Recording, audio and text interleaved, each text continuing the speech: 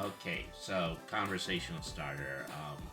Have you ever been a fan of any form of cyberpunk story, or just anything cyberpunk? Have you been a fan of anything cyberpunk?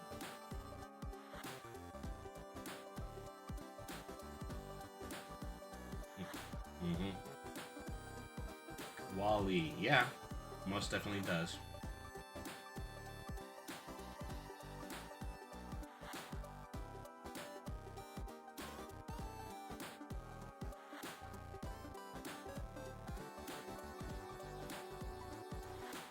So, if you look at it that way, then the true cyberpunk in that story is actually Wally.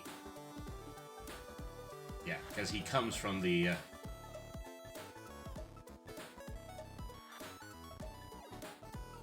Mhm.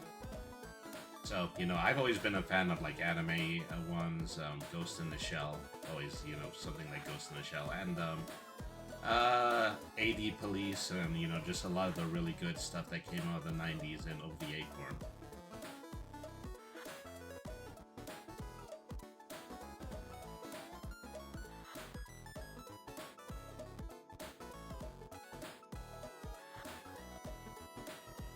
Hmm. Because that's the thing is that, if you ever, write about the future, you're just bound to get things wrong because you don't know how certain technology is going to progress.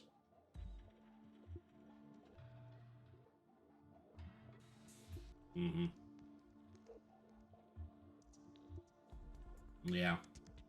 I mean, well, um, the predictions that the Simpsons make are largely due to the fact that, they're actually trying to be representative of the worst possible outcomes for everything.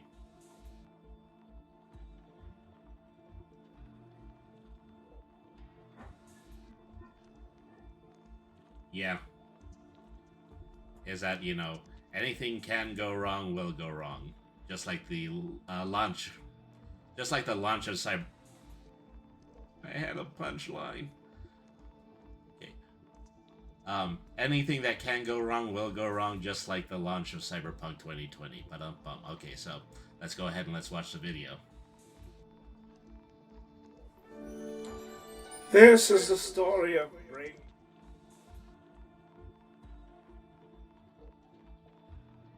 One day, an old man found Oh, a stray hang kitten on, in I've the got a glitch library, going here. and he chose to keep it as a mascot, and to keep him in gentle company. But this was no ordinary old man, Yeah. for he was Bosch. Mm-hmm. Okay, hang on a second. I'm going to need to fix that really quick. I mean, we can go ahead and skip it, and I can fix it offline too. So, so yeah, let's just do that. Let's not partake of that in the moment, and let's go ahead and let's go ahead and go to the main one. So all right. So hello everybody. Oh, wrong screen. Okay. Hello everybody. Hi cats. Hello cats and kittens, felines and felidae, humans and variant humans, and every race, class, and subclass. Welcome to another episode of Brainy the RPG Cat. This is episode 4 of the series, of the podcast series that we've been doing called TTRPG and Sometimes Why.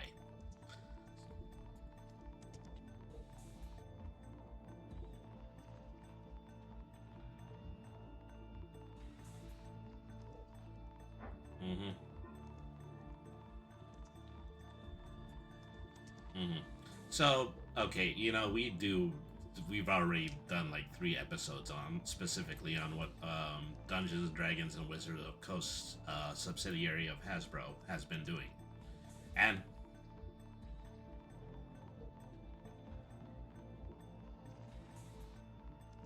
mm-hmm. And so yeah, we're going to get more into specifically what Hasbro is going to be doing with the brand, but mhm. So, but first, I feel like, there are some definitions that we're going to need to go over. Okay. All right. Well, tuck in, QB, because this is absolutely going to be the dull professor-like segment to all this. Yeah. Yep. You know it.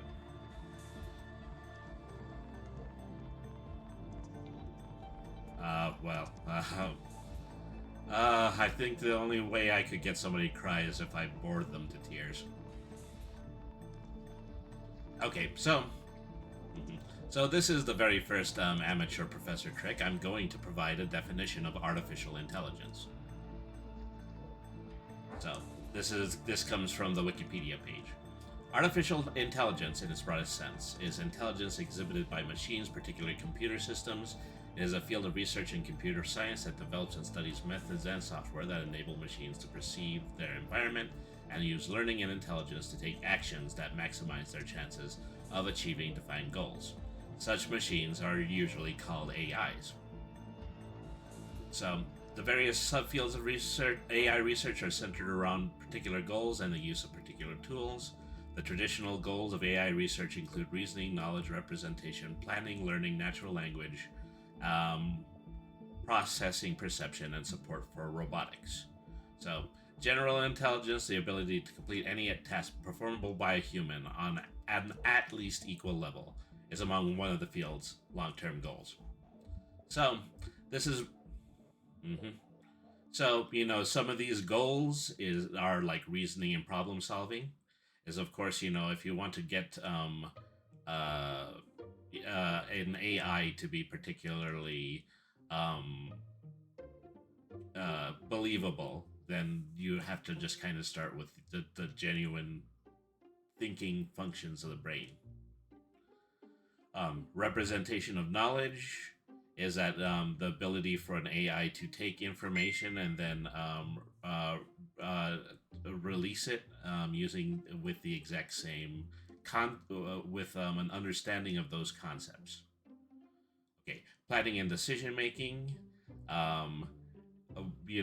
Simply the fact that if you give an AI a directive, are they going to be able to complete that directive, and are they going to be able to complete it in a way that it's going to provide if it's going to provide a suitable outcome. Like if you were to build an AI in order to create a PowerPoint presentation, is it going to create a good PowerPoint presentation?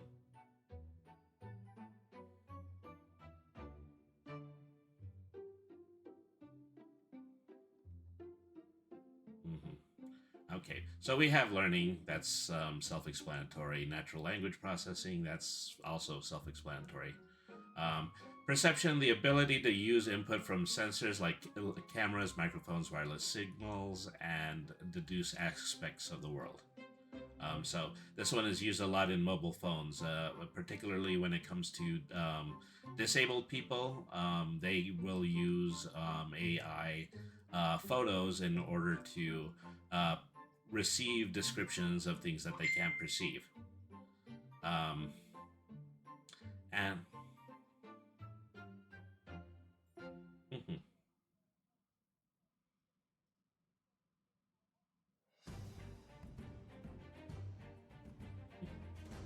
yeah, and another...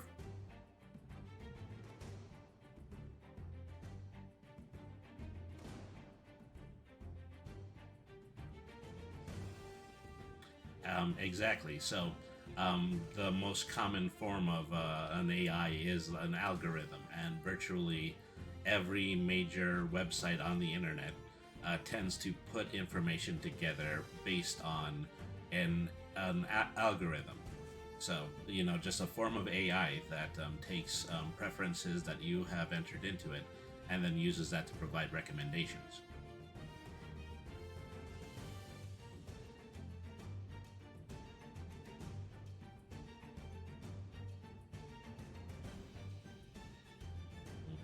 So, this is precisely what we need to truly define when it comes to what we're going to be talking about.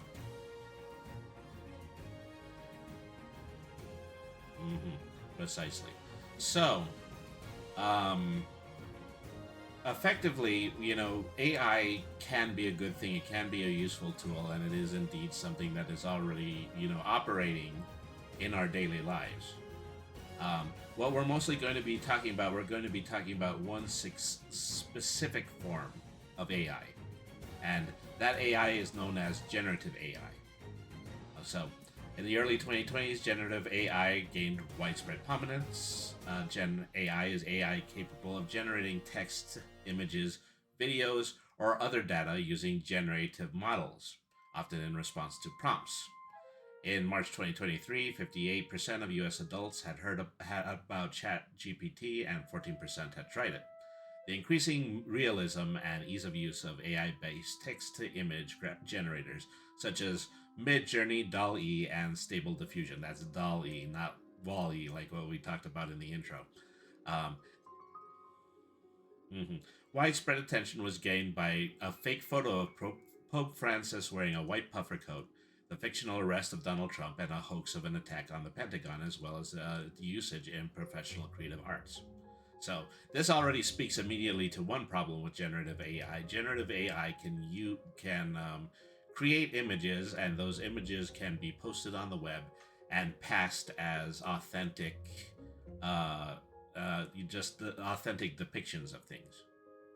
You know, is the first thing that anybody does when they're on the internet is that they just um, put something online and just use it to create a false narrative.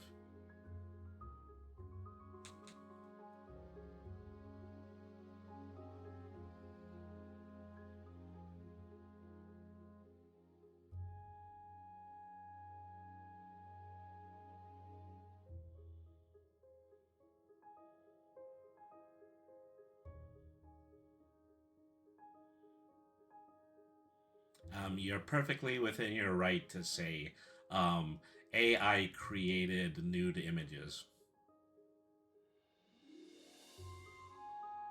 hmm So yeah, very recently is I believe it was Jenna Ortega, the star of the Netflix series Wednesday, um, recently left Twitter as a result of an enormous amount of people forwarding generative AI nude images of herself.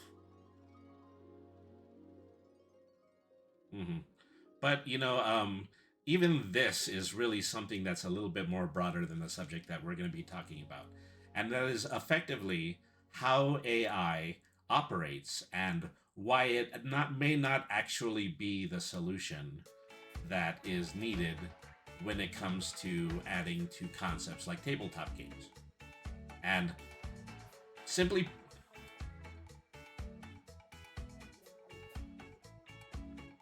mhm, well, any form of technology is really a tool, and a tool is only as good as the people who use it. hmm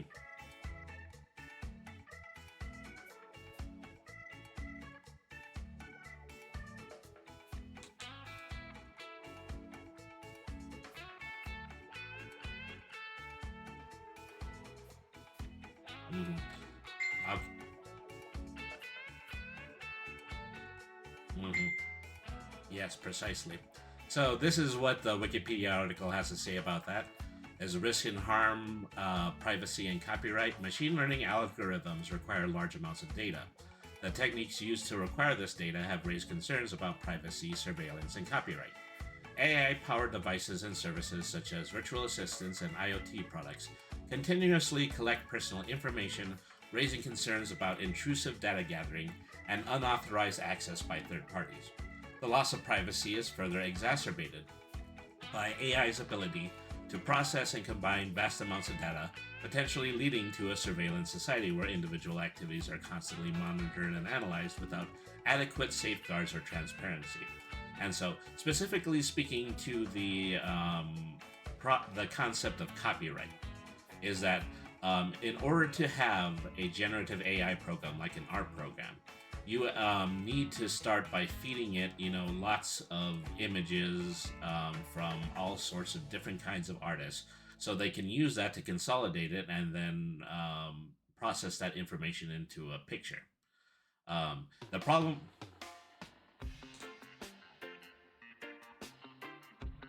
Mhm. So yeah, so effectively is that there's a ton of art programs and there's a ton of people who tend to be using them. but a lot of the artwork that is sourced in order to inform these AI algorithms is just it belongs to actual artists, and who probably do have a copyright label on it. But mhm. So in that situation is probably something that we have to be particularly wary about when it comes to what we're going to be discussing. Um, yeah, so let's go ahead and let's take a look at another article here. Okay.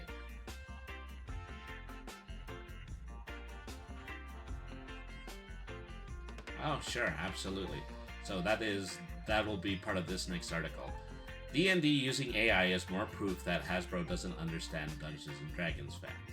So, we have to take you back once again to that jaded summer where Dungeons and Dragons owners, Wizards of the Coast, a subsidiary of Hasbro, made an attempt to dismantle their open licensing agreement when it comes to the use of their tabletops.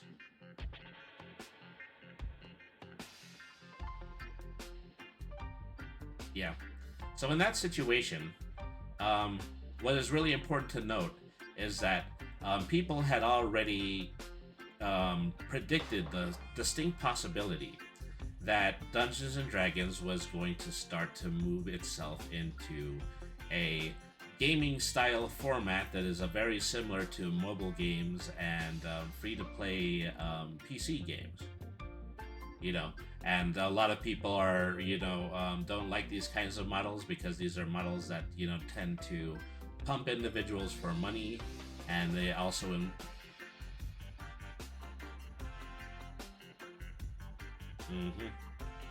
and also just the possibility that any attempt to use it outside of the process is going to start becoming prohibited due to copyrights, and that's one of the things that they were fighting about when they were talking about dismantling the open licensing agreement. So, so a lot of people, talked about this on YouTube forums and so on, and what they eventually came to a conclusion about was that eventually they're going to put out a version of Dungeons and Dragons that is going to be completely and totally self-contained and behind paywalls, and also that certain processes within the tabletop play format were going to be taken over by AI.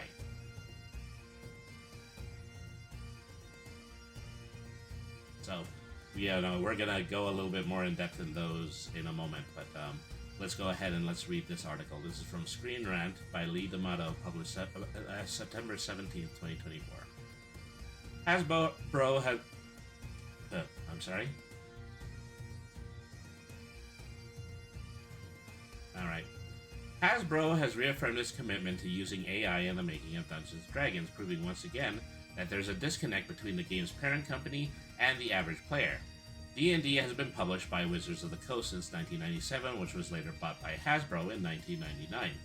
Its series of AI controversies began in August of 2023 when a piece of art used to promote Big B Presents Glory of the Giants was admitted to have been AI assisted.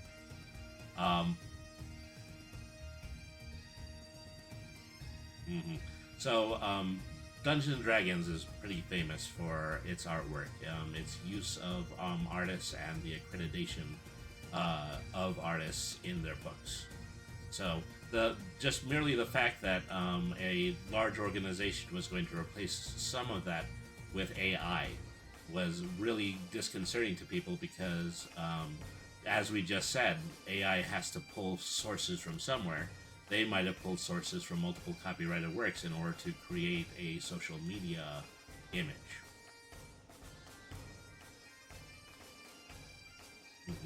So WotC responded to this by updating its artist guidelines to officially prohibit the use of AI, and many considered the matter over. But the controversy...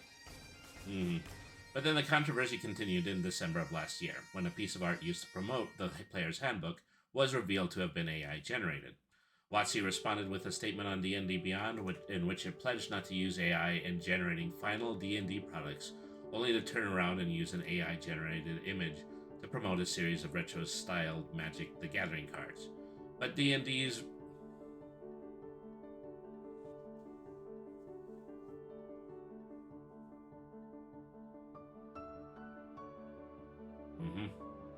Alright, but D&D's recurring AI controversies are more than a series of coincidences. All the while, Hasbro's executives have continuously extolled the virtues of AI, proving that there's a fundamental misunderstanding of what makes D&D great.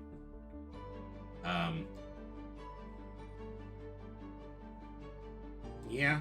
We've already talked a lot about the CEOs and specifically what they're bringing in previous episodes.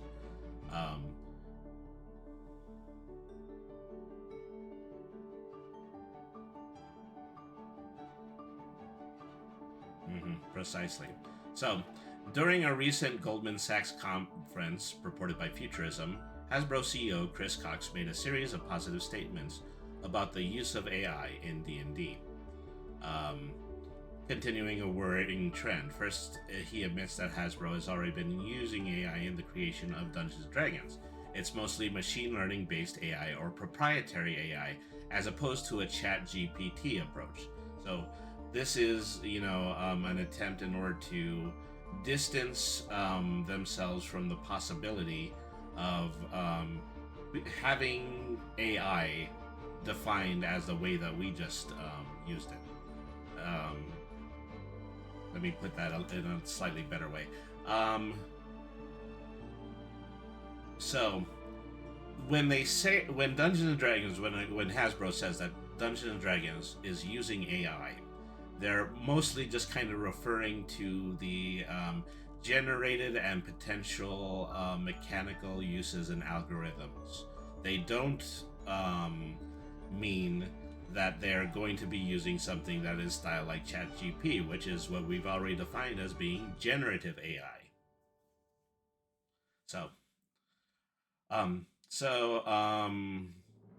That's not so concerning in and of itself. These kinds of technologies have existed for a while and aren't subject to the same moral quandaries as more recent generative AI systems. It's the other part of Cox's statement, though, that has really rubbed D&D fans the wrong way.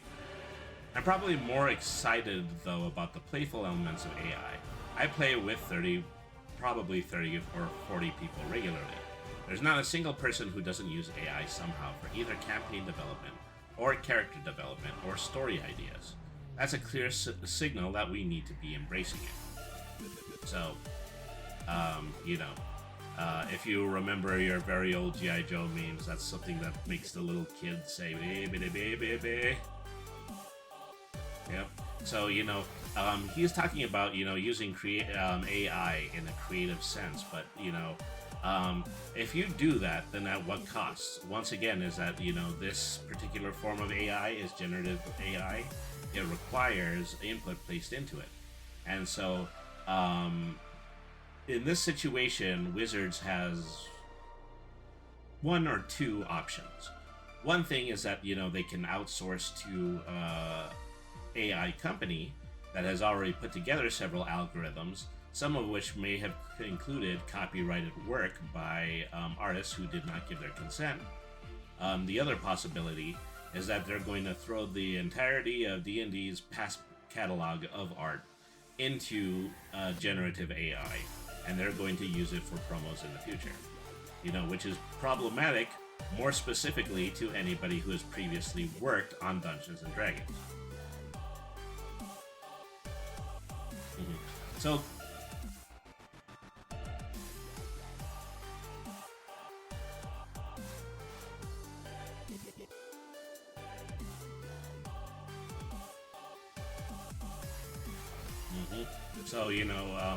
after everybody has worked really hard in order to create art for Dungeons & Dragons over the process of some 60 plus years,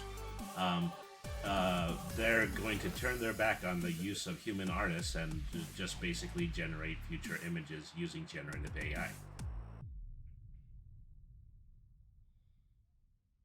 hmm So, WotC has made it clear that there's no place for generative AI in final game materials, but there are several clear loopholes in its AI policy. Per its own guidelines, AI can still be used for things like concept art or official promos, and may even be pushed on players wanting to generate content for their own campaigns.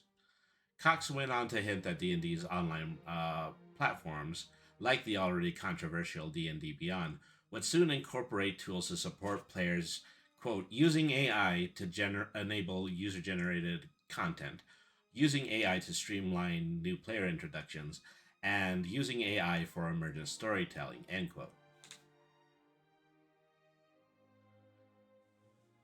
So that's the thing is not only are is this a situation where generative AI is being used by a major corporation, there's also the very real possibility that they are going to put it in the hands of the people who use their subscription services, allowing them to generate AI images.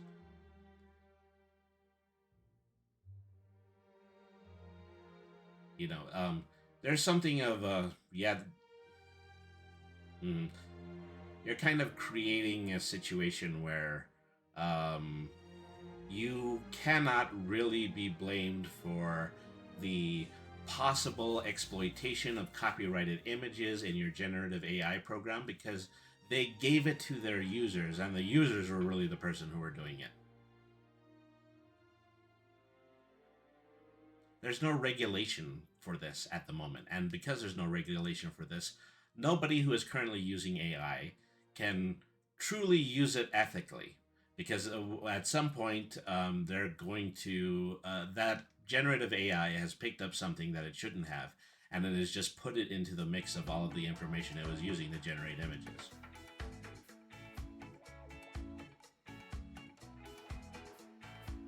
So, whether players want it or not, AI might be coming to D&D before long. Many may decide to use it, and as long as the content they generate never leaves the campaign table, it shouldn't be an issue for those concerned with WotC's previous uses of generative AI. For one thing, putting the choice of whether to use AI in the player's hands doesn't take away valuable, lucrative job opportunities from hardworking artists and writers who make D&D what it is, although it may result in a general decrease in commissions of character portraits. It also dodges any accusations of copyright infringement, like the class action lawsuit filed against Midjourney Inc., DeviantArt Inc., Runway AI, and Stability AI by multiple artists, including Magic the Gathering artist Carla Ortiz. Ultimately, AI has become something of a corporate buzzword, and Cox may simply be invoking it to ensure investors that Hasbro is hip to the latest technology. However, it does raise another issue that cuts to the heart of what players really love about tabletop games, and proves that Hasbro's higher ups don't really understand what makes their product so popular. And so, yeah, that's pretty much everything in black and white right up there. And so, this is where I come in, like I have in all 4 previous episodes, to say that I something that I'm always discussing is that AI is sorry about that. One thing I'm always discussing in these streams is that I want to actually be in a situation where companies are completely and totally embracing the possibility of people playing anything that they want in the tabletop sphere. And so that's not a situation where I'm saying set all of the copyrights free, but it's a situation where I say we should not be so concerned about these things because most people are just going to have their own books, they're going to have their own online resources, and they're going to sit down at the table and they're just going to play their own game. In a situation where Dungeons and Dragons, might possibly be going behind an enormous paywall, it doesn't affect people at large because people at large can still use previous manuals and play the game with pen and paper as intended. Mm-hmm.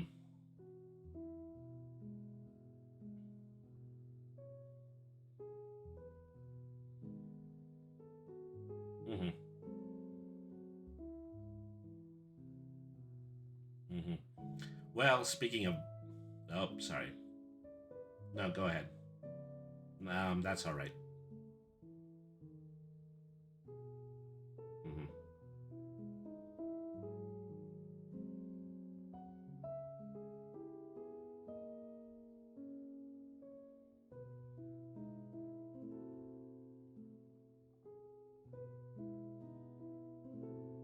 Mm-hmm. Mm-hmm. Well,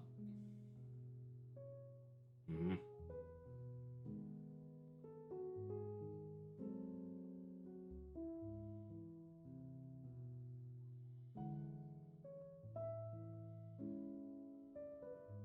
Yeah, and so we're going to get right into that with these next few segments. Um, there is still a problem that we haven't addressed, a certain elephant in the room when it comes to the use of AI in a tabletop RPG context.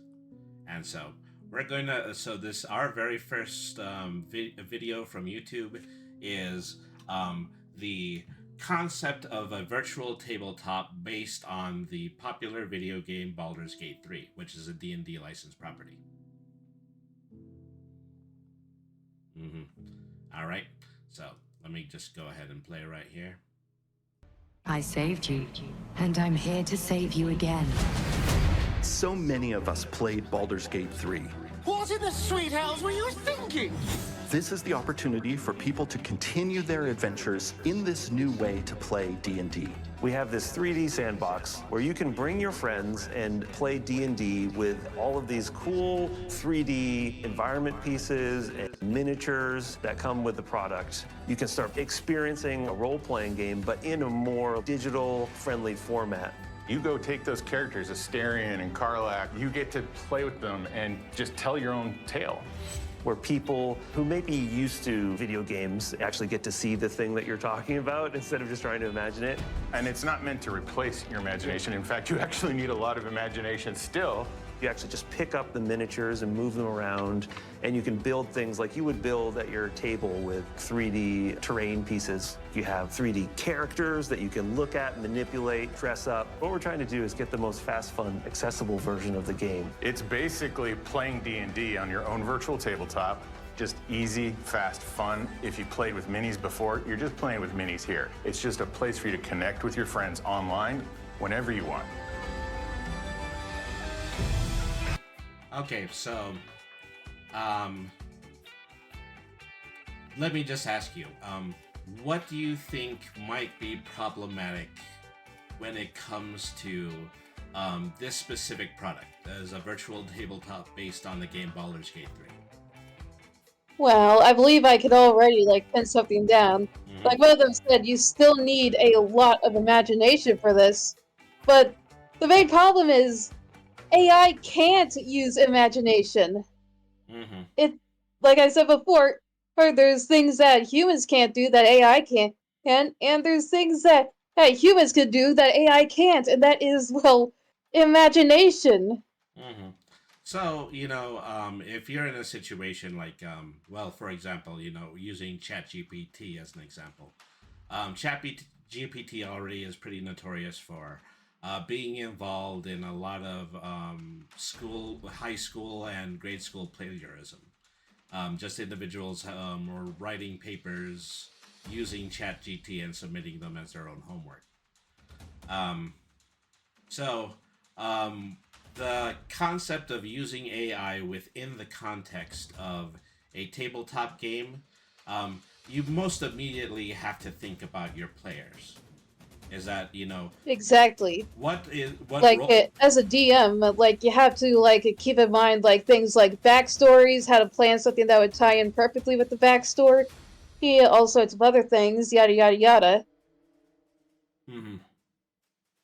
But okay, so something else that I really need to mention at this point is wasn't Baldur's Gate already a video game?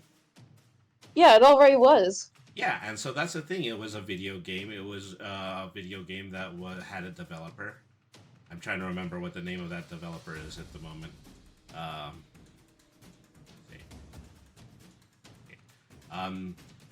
So Baldur's Gate 3, originally a game that was released last year in the midst of the OpenGL controversy, developed by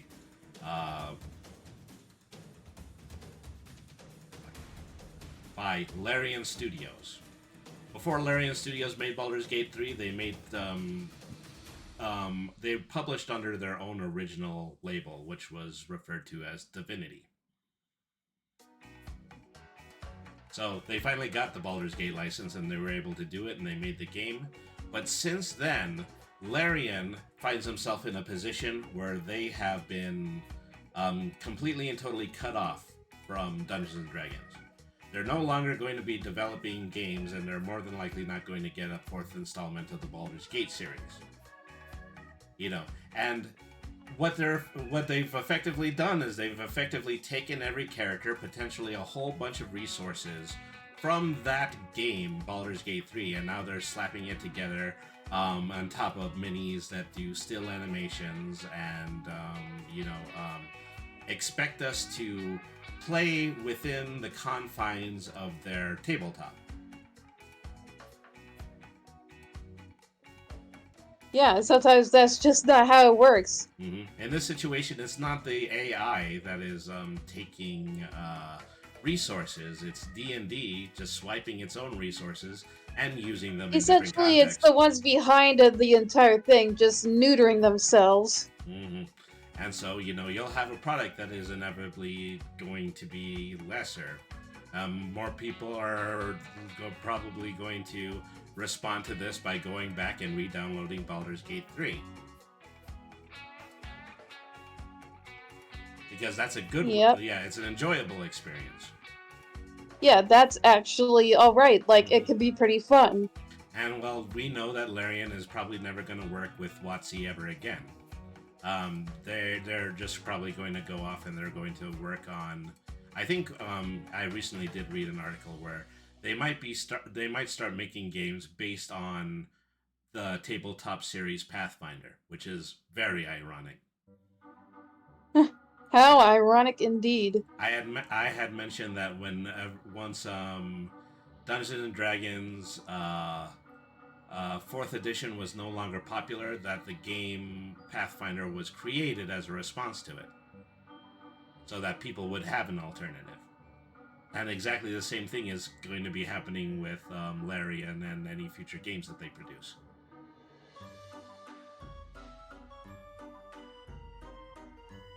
Yep, pretty much that is the pattern. But I digress. That's basically how a cat is supposed to say I digress. That I digress. Yep, essentially. Alright, so this is next video. This is called "The Scandal May Be D&D's Dumbest Move Yet" by Dungeon Craft, extremely well-known pundit for Dungeons & Dragons on YouTube. And so what he's describing, what he's going to do is he's going to go back and he's going to begin to describe specifically what the role of AI is inevitably going to be in this situation. So let's see. All right, then let's see it. All right. Want a video of CEO Goldman Sachs? Oh, hang on a second. There we are. I'm sure Pirate Borg is a great project, CEO but I don't Chris want to Cox highlight it just told on this a channel. Goldman Sachs conference that he wants more Yeah, AI in worry about. D&D. Do you want a video about it? 81% Hasbro CEO wants more AI in D&D. We explore today on Dungeon Craft. Deathbringer here. Like, subscribe, hit the bell icon, and sign up for the Deathbringer RPG newsletter below. Welcome to Dungeon Craft. I'm Professor DM, and this channel is about all things role-playing games. And if that's what you're into, you want to like and subscribe to the channel. This is a viewer's choice. I put up a poll on YouTube, and this is the video you selected. If you want more hard game content, I got the Ultimate Game Master Screen Dungeon Edition coming up next week, so tune in for that. Let's get into it. So this is according to EN World, Christian Hoffer, Hasbro CEO Chris Cox talks about AI usage in D&D at a Goldman Sachs event. Hasbro CEO Chris Cox is convinced Dungeons & Dragons will support some sort of AI usage in the future. Speaking today at a Goldman Sachs event, Cox spoke about how AI products could soon support Dungeons & Dragons and other Hasbro brands. Context there, let's click on that. The Goldman Sachs event was called Communicopia Plus Technology Conference, and Hasbro was invited to give a talk at this conference. So that's the context. Asked about whether AI has the potential to bend the cost curve in terms of entertainment development or digital gaming and how it's being used in the content industries, Cox said the following: inside of development, we've already been using AI. It's mostly machine learning based AI or proprietary AI as opposed to a ChatGPT approach. I'm given to understand machine learning is AI, that AI is just like shorthand for that. What he seems to be indicating is they're using AI, but not ChatGPT. They have their own proprietary AI, whatever that means. He says, we will deploy it significantly and liberally internally as both a knowledge worker aid and as a development aid. That means they're already doing it internally and you're not going to see it because it's internal. You're only going to see the back end. As a knowledge worker aid, to me, that means they use it to dig for information about stat blocks, monsters, lore. He goes on to say, I'm probably more excited, though, about the playful elements of AI. If you look at a typical D&D player, I play with about 30 to 40 people regularly, there's not a single person who doesn't use AI somehow for either campaign development or character development or story ideas. We need to do it carefully, we need to do it responsibly, we need to make sure we pay creators for their work, and we need to make sure we're clear when something is AI generated. Here it looks like he's covering his bases, right? He wants to say we are using AI to the investors, but at the same time assuage fears that it's going to replace creatives.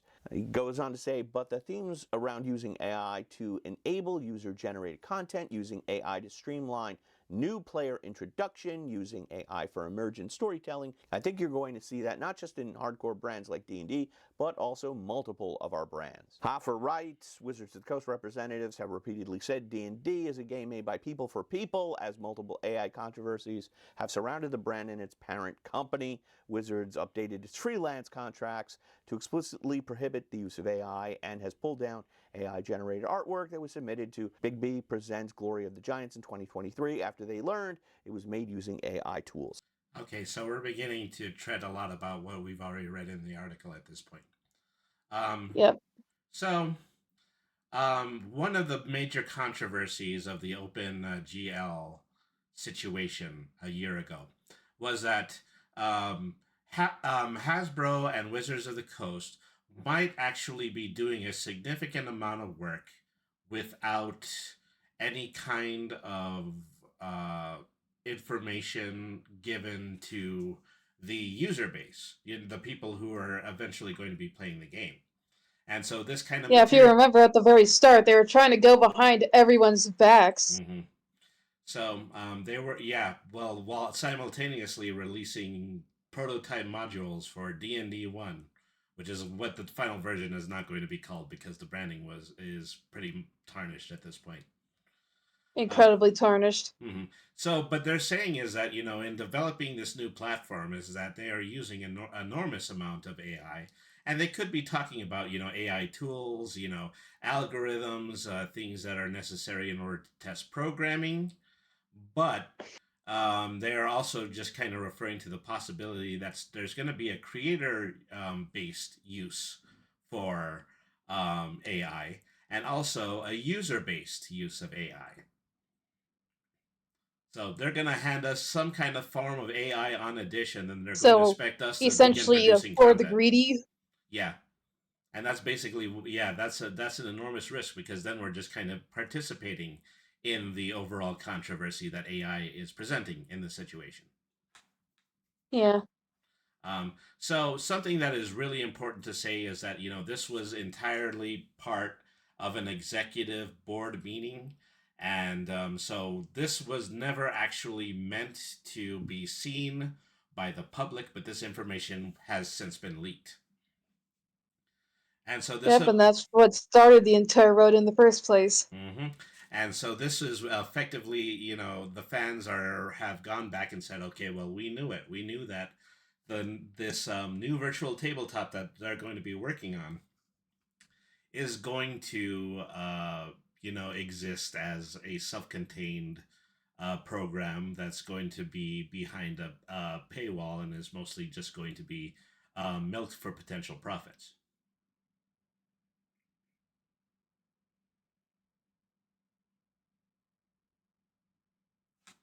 So, Hmm. mhm.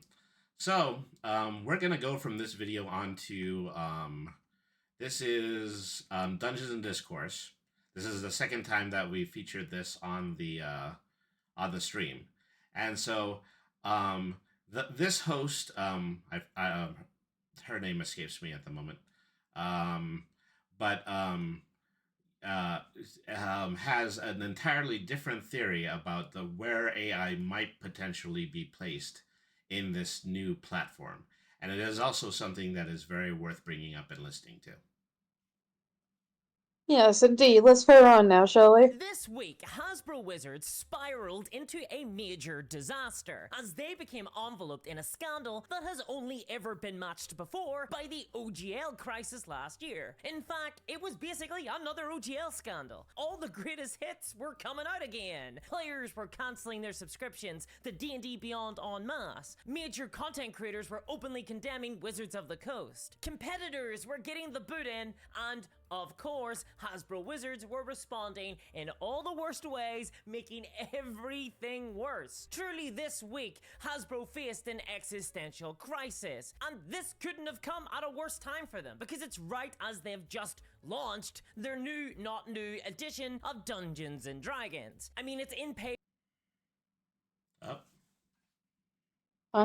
early access, but that's still basically released. Just like how it's apparently still cheating, even if all the sex stuff takes place in World of Warcraft Whisper Chat. Come on, ShadowBob69, answer my messages. I haven't been back to Deep Run Tram since like July. And yes, throughout all the last week, the RPG community have been outraged, in an uproar, calamitous. It's been really rough. But then, at the beginning of this week, Hasbro Wizards finally acted. They issued a formal response. They desperately tried to save Dungeons and Dragons, to save the new edition of the game, and then, well, then it got kinda worse, because this huge scandal, probably the biggest that Hasbro have ever faced since the OGL scandal, has just dropped us into a far more terrifying quagmire for Dungeons and Dragons, and for all role players. As a community, we have just experienced a moment of relief, followed by a sudden sense of dread. Like when you realize it's not a terrifying stranger who just crept into your bedroom at 3 a.m. in the morning, but instead, simply your extremely friendly uncle. And ironically, this scandal started as a small, tiny issue. Just a few drops of blood in the toilet bowl. But like anyone terrified of their own mortality, Hasbro too ignored the warning signs. See, we are currently in a pre-release period of the new Dungeons & Dragons 2024. It's sort of a half-life stasis for the game. Half living, half dead. Basically my grandparents right now. And so it is time for Hasbro to update D&D Beyond, the online database for all things Dungeons & Dragons, with all the new D&D 2024 content. And because Hasbro are pretending that this new 2024 version of D&D is not new, it's not a new edition, all the existing content in the 2014 books are now being updated on their system, and many of them share the same name as traits and abilities in the new, not new edition. Remember, Hasbro decided not to make this a new edition to avoid confusion. So the end result of this is that we have a ton of duplicate things with the same name, an online database, and Hasbro in charge of transitioning from one to the next. Do you see where this is going? See, instead of making all the new 2024 content a separate section of the D&D Beyond database, one that players could, buy access to, Hasbro instead decided to simply automatically update all the existing content on D&D Beyond to the new 2024 versions, effectively deleting all the previous D&D 2014 content used by players right now.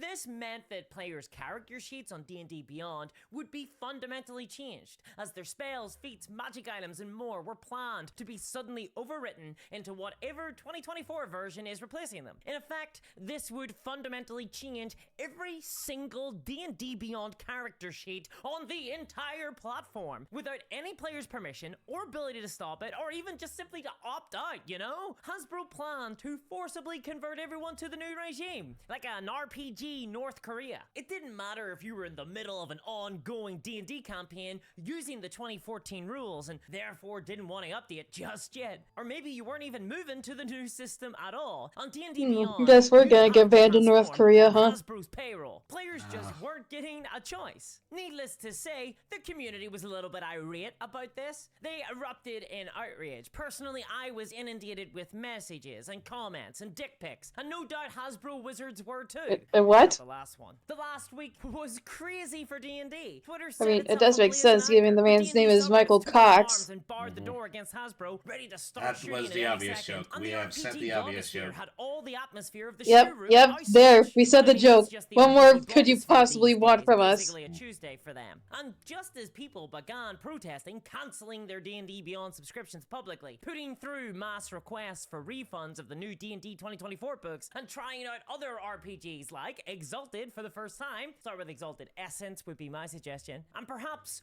wildest of all, the beginnings of a class action lawsuit began to start up. People were serious about this. They wanted the content that they had paid for. And like a stag do in a former Soviet Union satellite state, things got extremely out of hand over the weekend for Hasbro. And so, in reaction to this, Hasbro Wizards were forced to break their stony silence. And what did they do?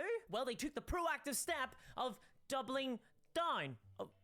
Okay, weird choice. Yeah, they issued out a clarification to the community about what they had meant in their announcement. You know, because we had all misunderstood. Why back down when you can double down? See, according to Hasbro Wizards, this was all just one big misunderstanding, you guys. WotC aren't going to be deleting all the 2014 content on D&D Beyond outright, silly billies. Rather, they'd just be overwriting all the content on existing character sheets and in the character builder for future character sheets. I mean, sure, the character sheets would be getting forcibly upgraded, but players could continue to use their old 2014 content with a technical workaround. The best kind of workaround, and it's very, very simple. If you want to play with the 2014 content, all you have to do is laboriously remake all the 10,000 entries in the Homebrew Compendium as brand new items, and then link them to your character sheets. Manually. It's that easy. You're welcome. Plus, you know, new players wouldn't bother to do this or even know that they could, so they'll all be starting on the 2024 books just the way the Wizard intends. But well, that's just a happy little accident. This was the corporate equivalent of learn to code, bitch. And this simmered in the community for a moment, but surprising only Kenneth in accounts, turns out that response didn't satisfy anyone at all. Because as Joe Cat rightly pointed out, and possibly one of the most insightful comments during all of this, the whole reason that D&D Beyond exists, that it is tolerable as DRM for the community, is that as a platform, it is convenient for players. Hasbro Wizards' response that people would need to go out of their way to recreate their items in Homebrew for their character sheets totally undermined that convenience. After all, if I wanted to write shit, I'd be using paper character sheets, and I've reused the same thumbnail for 7 months in a row. I ain't writing shit. And it's not like an insane ask for Hasbro Wizards to maintain 2 versions of the D&D 5th edition rule set on D&D Beyond anyway. Okay, well, it's kind of insane, but that's only because there shouldn't be 2 editions of the 5th edition Dungeons and Dragons anyway. This is like the whole reason why we have the word edition, so they don't overlap awkwardly. Still, maintaining the game system is kind of Hasbro Wizards' whole entire job. And even third-party platforms like Roll20 were very quick to point out that they have a 2014 version and a 2024 version of the game on their database concurrently. Turns out, it's possible. You can do it. So why the hell didn't Hasbro? Did they not see this coming? No, the response that came out of the company wasn't good enough. It actually just made the community madder, and people began to declare publicly that they were were out that this was the final straw. The OGL scandal had just come back with a vengeance. And so Hasbro had to do the only dignified thing that can be done when you're about to lose a fight. They weakly acquiesced and begged for mercy. Right out of the old discourse playbook right there. They took the very loud, very annoyed feedback from the community on board and totally reversed course. This week they issued a statement saying, quote, "We've heard your feedback loud and clear, and thank you for speaking up." Oh, I bet you're very fucking thankful. So ultimately, they've backtracked and I bet they were committed to seeing granting when they access had to to both write that. 2024 and 2014 books on character sheets in the D&D Beyond platform, and this was probably done before that class action lawsuit really got underway. Okay, so there's a lot to unpack here. Yes, there is indeed. So let me start off by saying is that I I am still a regular user of D&D Beyond. You know, just call that full disclosure. And later on, as we'll see some additional proof of that. Um, but since the OGL controversy, I haven't been doing two things. One thing is that I haven't been maintaining a subscription to D&D Beyond.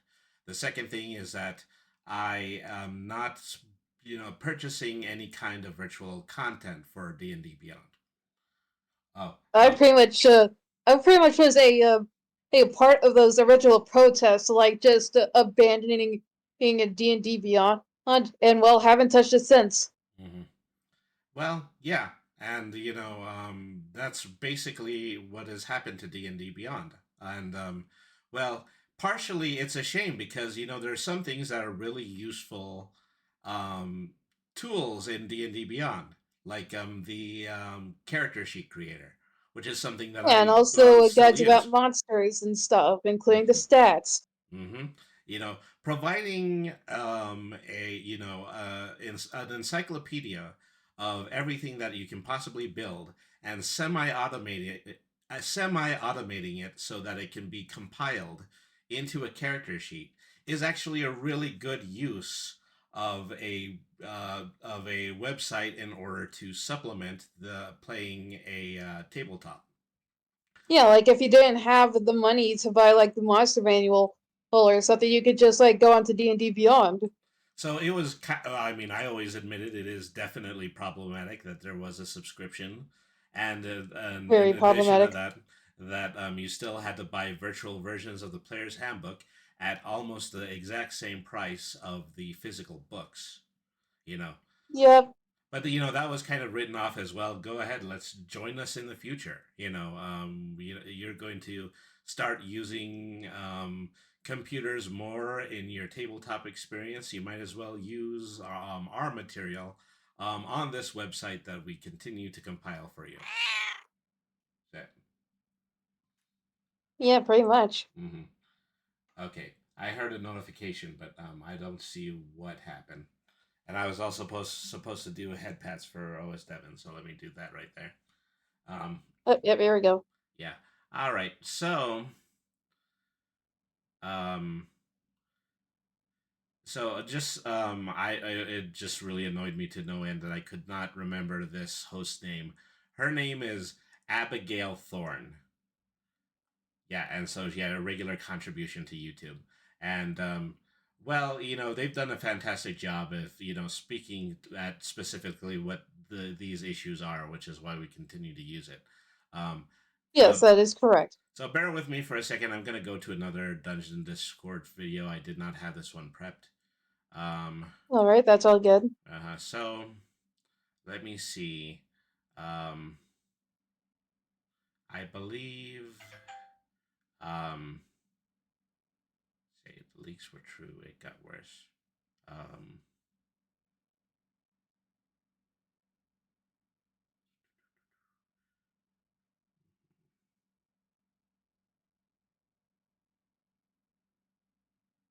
I mean, so it's telling enough that it's hard for me to find one specific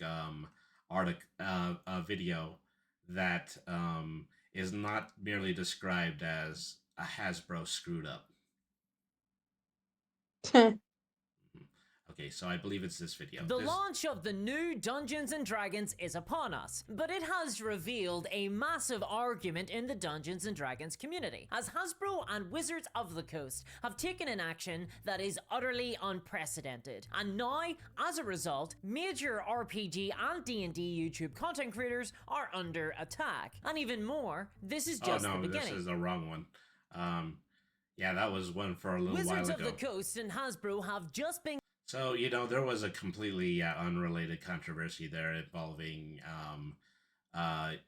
people potentially getting copyright stricken for mentioning D&D in their YouTube videos. And that's... Yeah, I believe we might have covered that before. Mm-hmm. Specifically with the new player handbook. Mm-hmm. So, well, it might be too late in order to try to fix this segment, so I'm not going to try anymore. Okay, so... I think, there's really just one very obvious use for an AI in tabletop RPGs. And it's not something that I think is palatable to most old school fans of tabletop. And that is the possibility that AI is going to take the place of a game master. So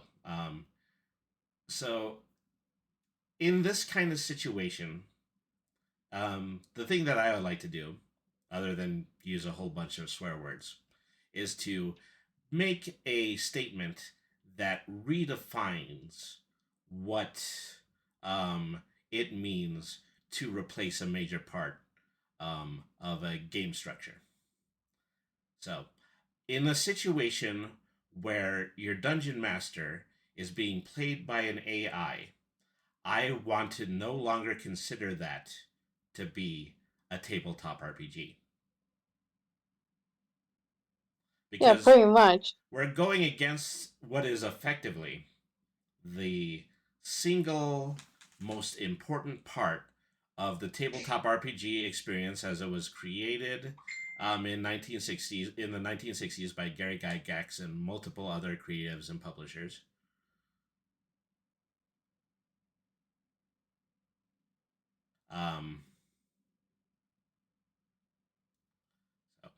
So something, this has been dead because I haven't put the background music back on.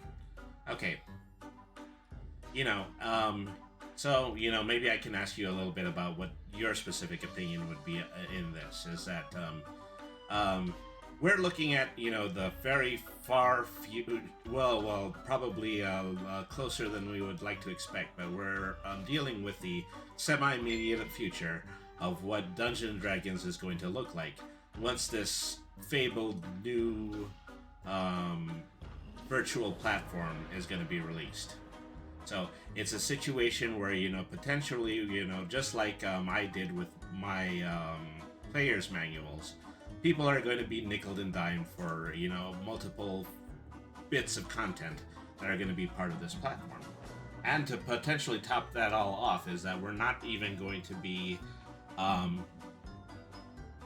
adhering to the role of a DM anywhere in this potential concept. Instead, we have the possibility that the GM's role is going to be played by an AI. Well, with what I see it, if Hasbro does have their, and WotC do have their way, and they actually do manage to, make this entire thing that they're, boasting about, I think it's pretty much gonna die on arrival. And as for the whole of the TTRPG, I think one of the only places that had an AI, especially something like a generative AI belongs, is as a bit of a helper for DMs having a bit of trouble, world building. All right. Yeah, and that's absolutely true. Is that so most of what we have dealt with is marketing discussion, and marketing discussion is always filled with positivities, buzzwords, and an enormous emphasis on the fact that this is all made in order to make your experience as the user better. Yeah, but then it actually arrives, and it's like you said, it's Cyberpunk 2077. Yeah, neither fish nor fowl. And that's precisely what would occur if the game master was replaced by an AI. In that situation, you just really need to stop calling it tabletop RPGs.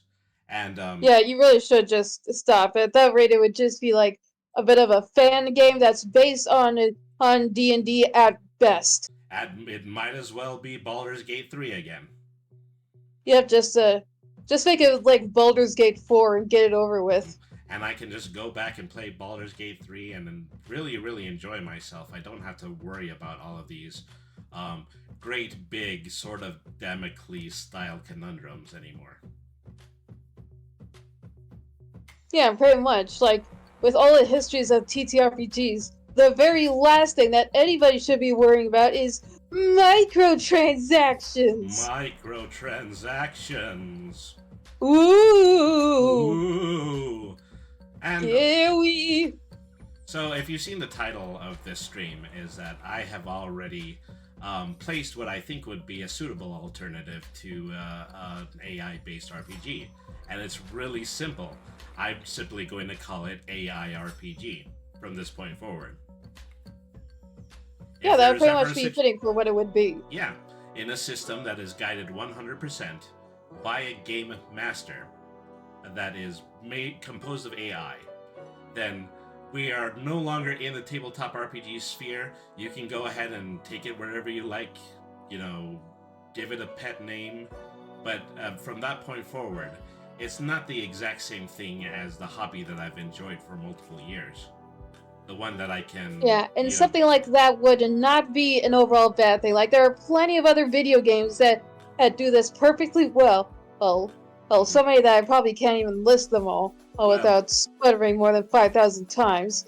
It's just like the main problem here is that it's trying to be shoved into somewhere that it can never feasibly belong. So when it comes to other video games, I would just say go ahead and play the rest of the Larian back catalog. They're all fantastic. Essentially. And so, let me just go ahead and skim this article for points because I think we have made a significant amount of them, and I've already given my thesis for this. So let's see if there's anything that we might not have potentially mentioned. The traditional role of the GM. Traditionally, GMs have been the architects of adventure, crafting intricate storylines, managing the mechanics of gameplay, and facilitating the dynamic unfolding of character arcs. However, this role comes with its challenges. Extensive preparation time, the need for dynamic storytelling, adaptability, and the maintenance of player engagement, to name a few.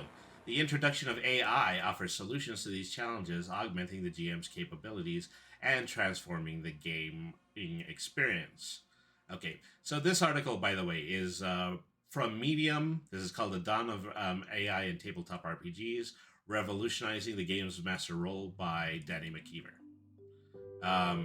So, the advent of AI and TTRPGs, artificial intelligence, with its vast potential for enhancing creativity and efficiency, is now seeping into the very fabric of TTRPGs. From natural language processing to content generation and machine learning, AI technologies are poised to revolutionize game mastering. This integration promises to streamline preparation, enrich narrative depth, and facilitate unprecedented levels of character development.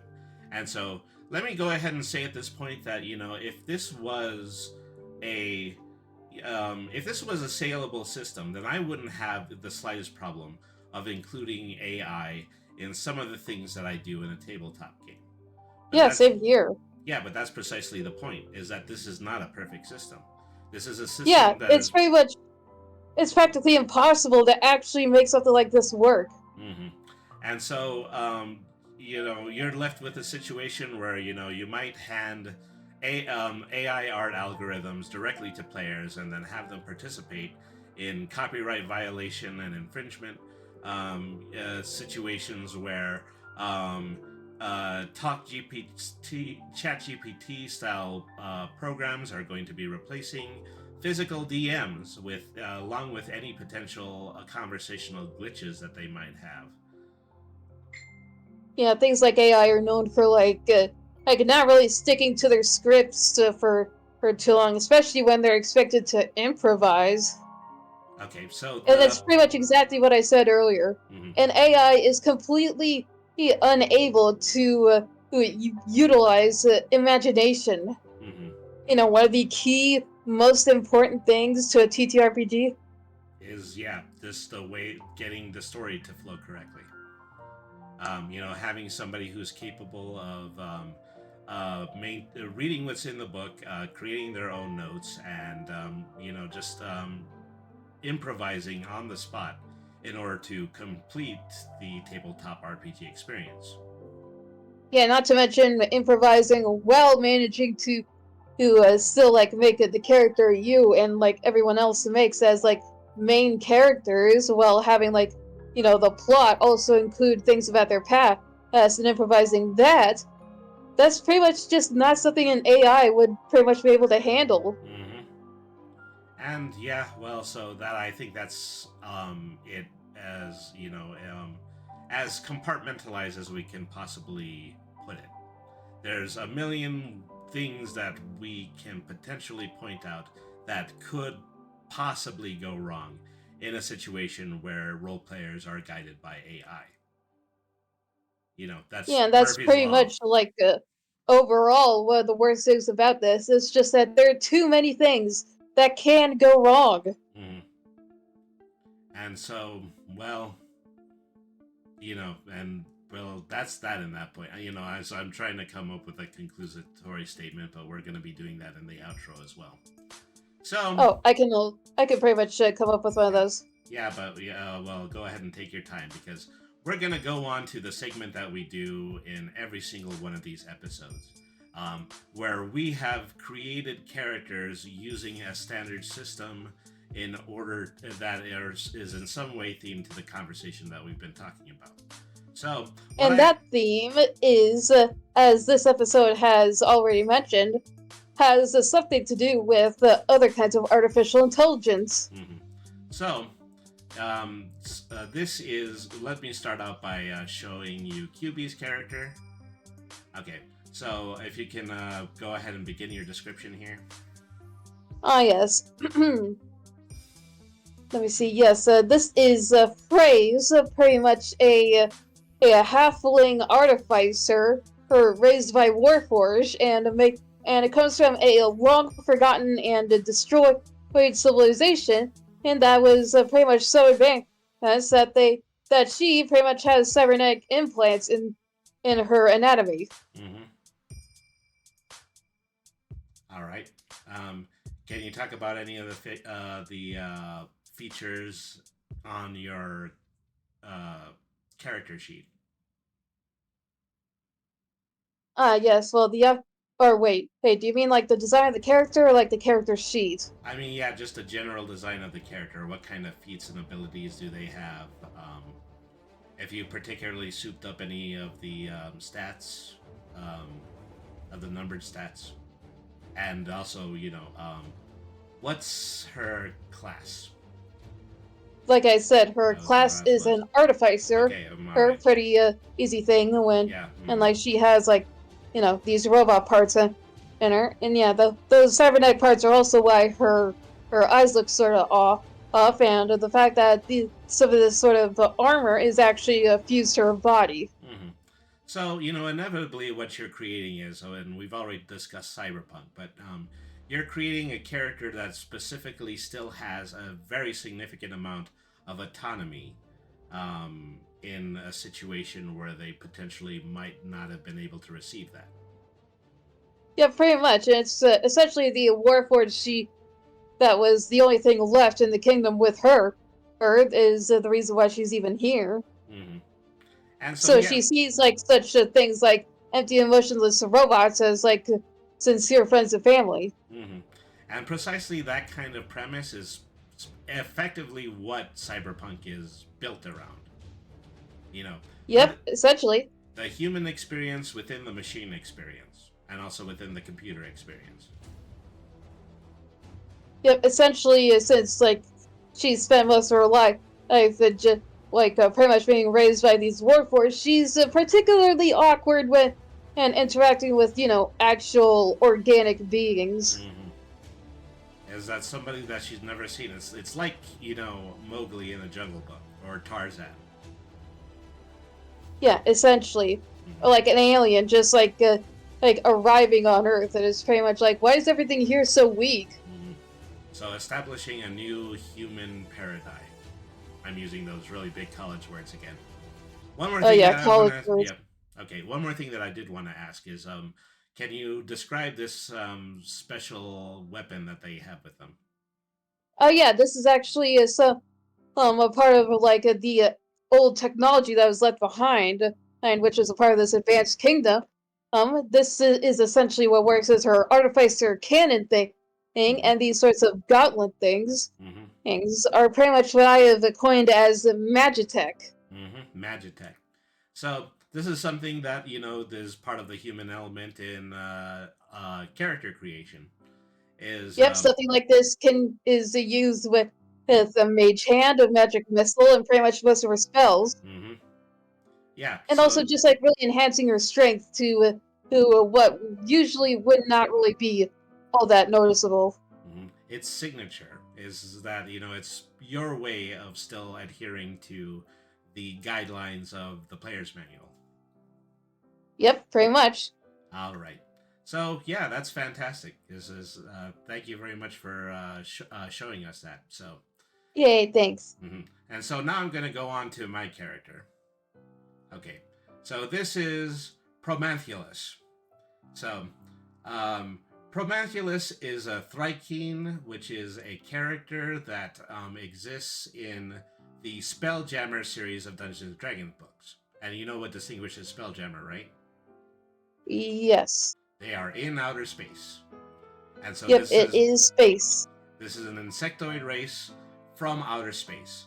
Now, the way that artificial intelligence enters into the concept of Prometheus is that he is a drone that is a member of the ant colony.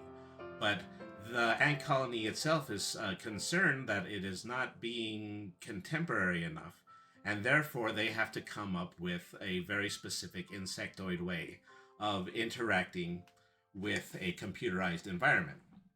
So effectively what they did was they artificially created the drone, made him into an organic Thrykean in every sense of the word.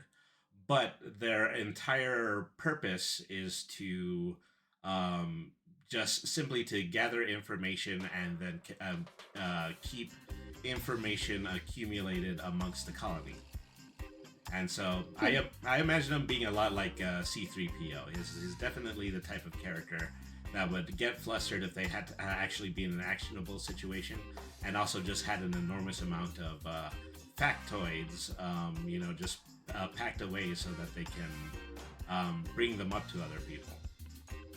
I could absolutely see him like getting frustrated with like something else smaller than him, like with C-3PO and R2-D2. Yeah, and that's precisely what the character would bring. And so, as far as class, Promanthulus is a wizard. He is a wizard of the knowledge domain, and that's pretty significant because knowledge domain wizards are required to carry a spellbook at all times. And so, my personal signature on that is that he is wearing this backpack that is effectively a computer that is outputting outputting sheets of paper, and it is through. I figured that thing was a fax machine. And so he would effectively just be able to access, individual pages of information for the types of spells that he would want to cast. So in addition to that is that he has eyes that can read binary, and there's a binary tape around both of his segmented eyes that just is composed entirely of ones and zeros. Cool. I couldn't help but put the pocket protector onto him. Of course. I feel like that's required. Yeah, absolutely. So that's my character. Let me go to the character sheet really quick. He has one innate spell, which is a requirement for knowledge domain wizards. It's the Green Flame Blade, which is just reacts in a 5-foot sphere and does I believe it's 1d8 damage. So he has that as his melee weapon, and then he would have standard spells elsewhere. Let me see. Oh, with my character sorts of spells and such other attacks like that. Like Phrase, so that's her name, by the way. She has the move Shatter and also Catapult, along with Heat Metal and Magic Missile. Yeah, precisely. So yeah, Heat Metal, Magic Missile, and just things that are, just taken out of the manual. But then you just kind of figure out how to make it as part of the character. Yeah, and with some of these, I pretty much make these mainly due to these the Magitech gauntlets and all sorts of armor that she has on. Unlike the Magic Missile, all of those can be replaceable red claws at the end of those gauntlets. Yeah. As Catapult, that's pretty much a force blast from the center of them. So let me see. I also have a use scroll once per long rest. That's standard. Manifesting Mind. Just astral project within 60 feet of yourself. Let me see. When it comes to specific feats, they have Arcane Recovery. They have Spell Sniper, which also adds a +1 to any projectile spells. Manifest Mind, and so one other thing about how this ties into race is that Thrykeens usually speak to each other effectively psionically, much in the way that real life ants communicate by touching their antennas together. So it's also a situation where this character might actually not be speaking English, he might be projecting ideas directly into your mind. And so that adds to the wizard-like mystique. Yeah, some of the feats that I have is pretty much Crusher, Sential, and Heavy Armor Master. Pretty much the Crusher. Yeah, pretty much the Crusher is because these only things their biggest strength is even though they have claws, it's mainly just a blunt force. Yeah, so those are original created characters using the concept of AI. So yes, essentially. So which one do you like more? I'm going to be posting a poll on Twitter where I ask which was the better character that we invented on this show. I believe so far I'm in the lead. So this is outro time. What have we learned? Well, I think we could learn that quite a few things that are made by man can be used for both and for both good and bad. But whether humanity has the intelligence, wisdom, or even common sense to use these sorts of tools to the betterment of their entire species, or for the destruction of the entire world, sometimes you just have to ask why. Wow. You almost sounded like an introduction to a Terminator film. I know, right? I mean, I came up with that on the fly. Yeah, I mean, we don't want to continue to look at AI in the way that it's presented in fiction. We don't want to say, oh no. Yeah, because in reality, the AI really is a monumental sort of invention that can really help humanity in so many different ways. Yeah, but the way that particularly this form of AI, generative AI, is being used is really something that is just overall concerning to any type of creative community, including the tabletop community. Yep, essentially. Yeah. And so with that, we're gonna end our TTRPG and Sometimes Why at this last why. Good night, everybody. We'll see you next time. All right. So for those of you who are watching on Twitch, we're going to be doing a raid now.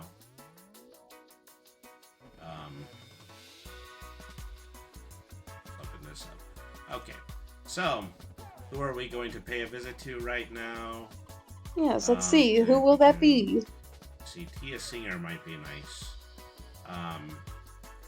Primbo Kills is in the middle of playing the new Teenage Mutant Ninja Turtle Shredder's Revenge. That would be interesting. Race for Haste is doing art. Hold on. I think we should do that art thing because one of the biggest controversies about AI is art. Yes, we now take you to an individual who is using a digital program in order to create art by hand. So that'll be Brace for Haste. So thank you everybody once again for tuning in. Is that we're going to be back, I believe it's going to be this Sunday, and we're going to be doing a drawing and art stream. It might be a little bit more outside of the boundaries of the writing the RPG series. Just something that's a little bit more where we get the opportunity to share some of the work that we've been doing on for a new project that we hope to be debuting on Webtoon. Yes. Can't wait to see that. Yeah, so in the meantime, though, remember, B-R-A-N-Y means smart. Nothing's too hard if you use your head. Always be the change you want to see in the world. Have a good night, everybody, and thank you, everybody, for watching. Good night, everybody. We'll see you next time.